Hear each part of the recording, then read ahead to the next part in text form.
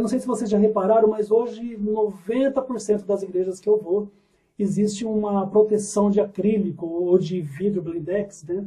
Vidro temperado em volta da bateria, e a gente chama isso carinhosamente de aquário. Tem muita gente que fala o seguinte: é um aquário? Então faz o seguinte, sobe bastante a altura dele e enche de água para matar o baterista afogado lá, para ele não dar mais trabalho.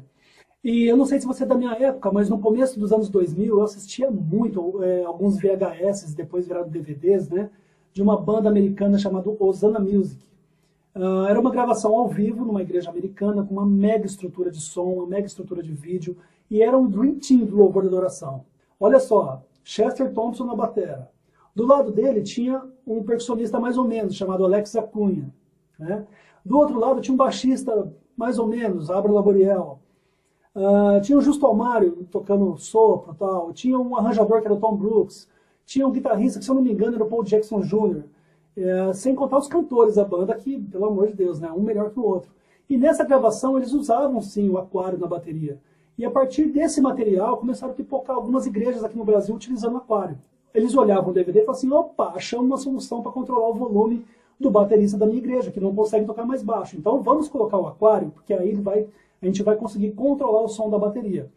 E hoje, todos os workshops que eu vou com a Wiener em igrejas assim, do Brasil todo, o pessoal faz essa pergunta: Márcio, você, afinal de contas, você é a favor ou você é contra o uso do aquário? E eu diria para vocês que eu sou contra o uso do aquário da forma como ele está sendo usado, especificamente para controlar o volume da bateria. Não é essa a primeira função do aquário. A primeira função do aquário é evitar vazamento da bateria nos canais dos cantores. É por isso que é tão utilizado em gravações ao vivo. Se você é técnico de som, se você é engenheiro de som, se você trabalha com captação de CD, você sabe, mixagem e tal, você sabe o quanto é difícil a hora que você vai fazer uma captação ao vivo, e depois na hora de mixar, você começa a ter vazamento de prato, de caixa, de chimbal no microfone dos cantores. Não é verdade? Ou às vezes acontece o contrário, a guitarra entra pelo microfone dos tambores e tal. Isso aí deixa o som sujo, é uma dificuldade enorme de poder limpar e poder mixar o material com tanto vazamento. A questão da imagem e do vídeo é muito presente nas igrejas. Eu também não sou contra, eu sou a favor do vídeo, eu sou a favor da fotografia. Isso comunica melhor as igrejas mesmo, comunica o evangelho, comunica a palavra. Eu acho perfeito. E a questão é o seguinte, que hoje coloca um aquário na bateria, e para limpar o palco, para deixar o palco bem clean, para ficar bonito na filmagem, coloca o baterista lá no canto. Então imagina, aí o líder de louvor quer cantar aqui, ele já não sente a bateria, a banda está tocando, já não sente mais a pressão da bateria, e aí o que a gente faz?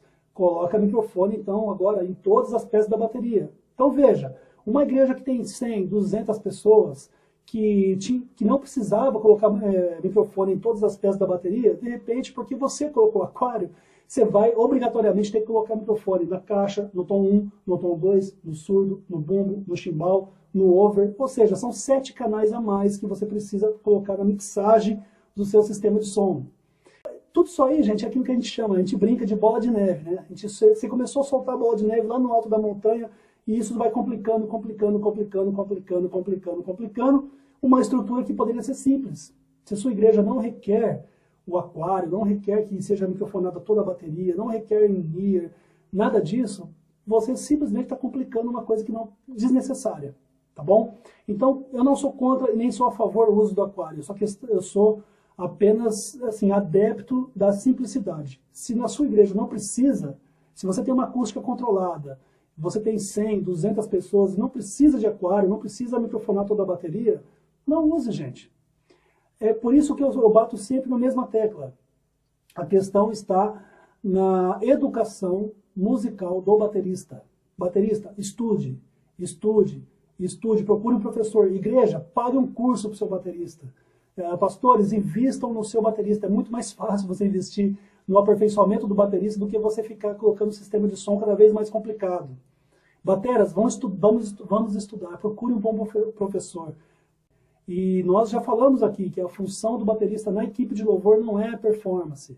Você não está ali para show, você não está ali para se promover, você está ali para acompanhar. O músico da equipe de louvor, o baterista da equipe de louvor é um músico acompanhante. Ele está ali para servir o líder de louvor e está ali para servir a congregação, tá bom?